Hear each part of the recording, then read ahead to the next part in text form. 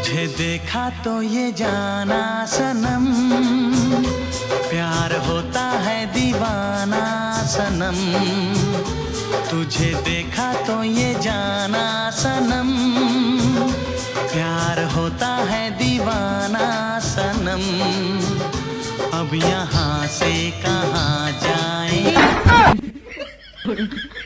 ഇവിടുത്തെ സ്റ്റാഫാണല്ലേ വെറുതെ നിന്നെ കൊണ്ട് സാധനങ്ങൾ എടുപ്പിച്ചു.